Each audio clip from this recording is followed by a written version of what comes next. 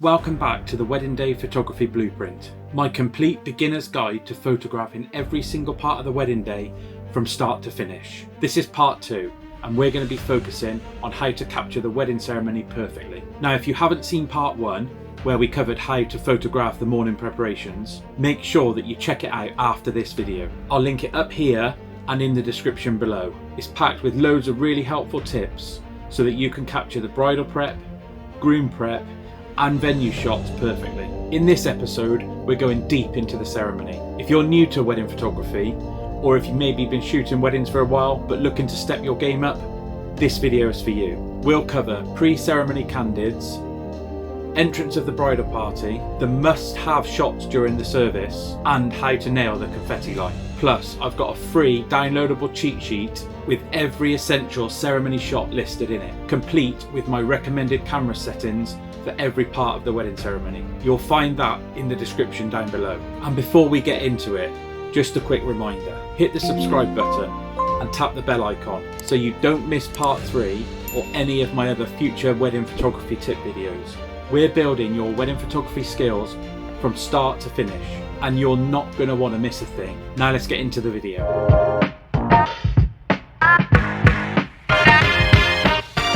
Before the ceremony even starts, the storytelling opportunities are massive. This is where you capture the anticipation, the nerves, and the connection. Basically, this is where you capture all of the atmosphere before the big event. Look out for guests arriving and greeting each other. Handshakes, hugs, and cheek kisses. Get shots of people checking the seating plan or the order of service. Photograph the guests looking for their seat, chatting quietly, and maybe even sneaking a look at the ceremony decor. And don't forget the groom and the best man waiting at the altar. Checking the time, fixing each other's ties, or even sharing a joke.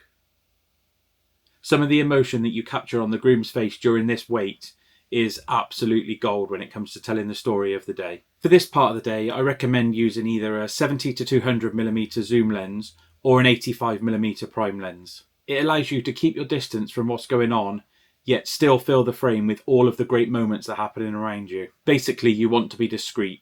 Guests will act a lot more naturally if they don't see a camera hovering around close to them. The way I like to capture this part of the day is to work in layers. I'll mix tight close-ups of people's faces with wider shots including guests and the venue all in one picture. That way you're not just documenting people, you're capturing the setting and the atmosphere of the day too. My camera settings for this part of the day are as follows. My aperture will be around 2.8 when I'm capturing pictures of single people, all the way up to f4 or 5.6 when capturing small groups, just to make sure that they're all in focus. My shutter speed I like to keep above 1/250th of a second, just so that I'm able to freeze any subtle movements that are going on with the people that I'm capturing. My ISO can range anywhere from around 400 to 1600. This is basically going to depend on what available light there is in the ceremony room that you're working in. For my autofocus, I like to make sure I'm using continuous autofocus with eye autofocus tracking on. The bridal entrance is one of the most emotional parts of the day, and you've got literally seconds to make sure that you get it right. Whilst it sounds obvious, the key moments to capture here at this part of the day are as follows. Make sure you get any bridesmaids that walk down the aisle.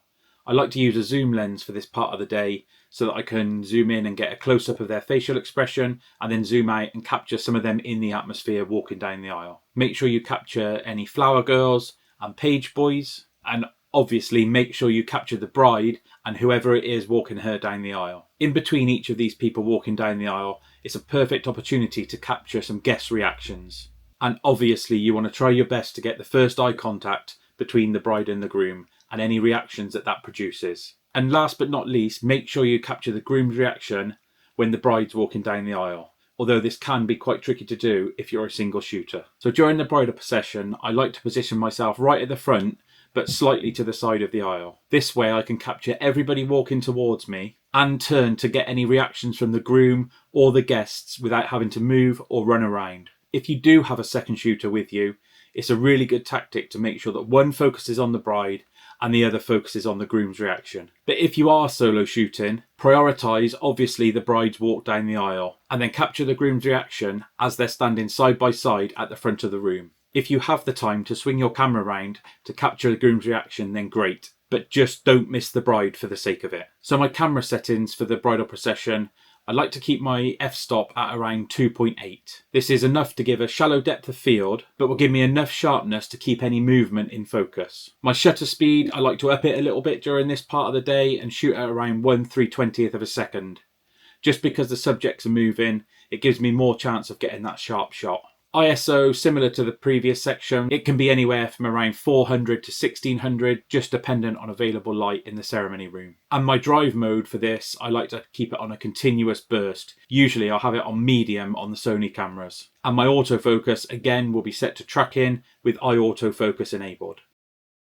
Most wedding ceremonies, in the UK at least, follow a predictable pattern, which is a huge advantage for us as photographers. Once you know the order and how it's going to play out, you can make sure that you're in the right place at the right time and you don't miss any of the key moments. So here's my step-by-step moments for a wedding ceremony and what you need to capture. During the welcomes and introductions by the celebrant, this is a perfect time to get some candid images of the bride and groom smiling at each other, laughing and happy. Also scan the guests. Reactions here really add to the richness of the story that you're trying to tell. The next key moment you're going to come across is the "who brings this person to be married" moment. This is a must-have image in any gallery. After the person giving the bride away answers, there's usually a little kiss on the cheek for the bride and a handshake for the groom. Try and frame it so that you can see all three people in one shot, because you get some lovely facial reactions during this part of the day. For the legal vows, I like to stay as far back as I can, or if I can, at least try and use a silent shutter. You really don't want to distract them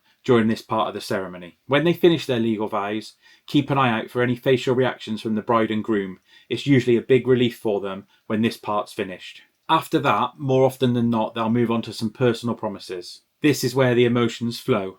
Tears, laughter, and some soft smiles. Make sure that you capture the couple and the guest reactions. The next moment that you want to listen out for is when the celebrant asks, "who has the rings?" When the ring bearer steps forward, make sure that you photograph this moment as they exchange rings with the bride and the groom. In a church ceremony, you may also get a blessing of the rings on top of the Bible. That's a lovely shot to get. For the actual ring exchange between the bride and the groom, I like to make sure I get close-up shots of their hands with the ring on the finger and zoom out so I can get a full shot of the bride and the groom with all of the guests in the background. Now on to the first kiss. Arguably, this is probably the most important shot of the whole wedding ceremony, and it lasts for about 4 seconds. Pre-focus or use tracking autofocus, use burst mode, and be ready for the moment you hear, "you may now kiss the bride." After the ceremony, then there's some pictures of them signing the register. Most registrars or vicars in the UK won't let you sign the actual wedding register for privacy reasons, but usually there'll be a dummy available afterwards so you can mock some shots up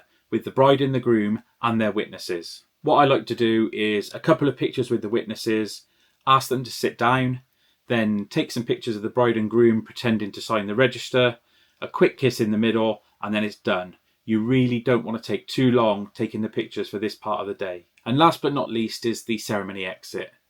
After you've taken the pictures of the couple signing the register, get yourself to the back of the aisle. I'll often tell the couples beforehand to make sure that they stop halfway down the aisle and have another kiss. It makes for a beautiful image, nicely framed, with the guests behind them clapping. My camera settings for the ceremony are as follows. My aperture can be anywhere from f2.8 to f4. Shutter speed will be anything above 1/250th of a second, just to make sure that everything's frozen. ISO, similar to the other sections, can be anywhere from 400 to 1600, possibly even higher if the lighting demands that. Where possible, I like to use a silent or electronic shutter.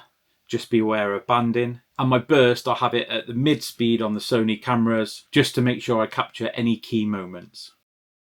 Straight after the ceremony comes one of the most joyful but most chaotic moments of the wedding day, and that's the confetti throw. During the confetti throw, it's very likely that you as a photographer are going to have to take charge. What I like to do is arrange the guests in 2 lines facing each other with a clear path for the couple to walk through. A quick tip here is to make sure that you have somebody on hand, like a best man or bridesmaid, maid of honour, to hand out the confetti whilst you're lining everybody up. I like to make sure that I give real clear instructions during the confetti throw. Personally, what I like to do is for the first half of the line, I tell the people not to throw the confetti directly in the faces of the bride and groom. Throw it up in the air, not at the couple. It's going to make for much better pictures. And then halfway down the line, I'll pick somebody and say, when they get to here, I don't really care where you throw it anywhere. This usually gets some really good laughs and you get some perfect confetti density right in the middle of your shot. And as for the couple, I'll tell them to walk slowly, have a chat with each other. I don't want them looking directly at the camera,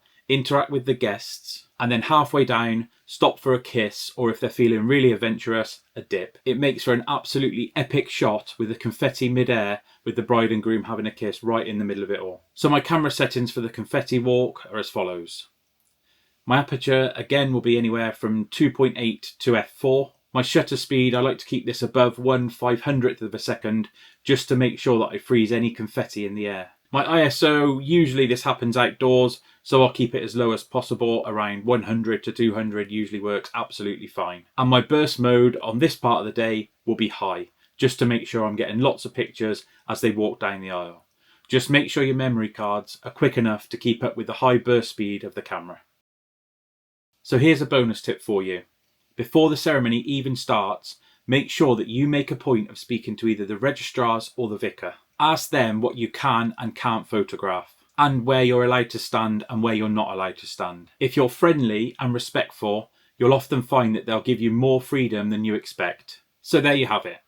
How to photograph a wedding ceremony from start to finish. We've covered the pre-ceremony candids, the must-capture moments during the service, the first kiss, signing of the register, and the confetti line. Next week, same time and same place, we're going to be talking about couples portraits and group shots. So if you want to take your portrait game to the next level, make sure that you're subscribed with the notification bell turned on so you don't miss that next episode. And don't forget to grab your free ceremony cheat sheet from the description below. And I've also included a full list of any camera gear that I use at a wedding. Hit the like button if you find this video useful. Drop me a comment with any questions, and I'll see you in part 3.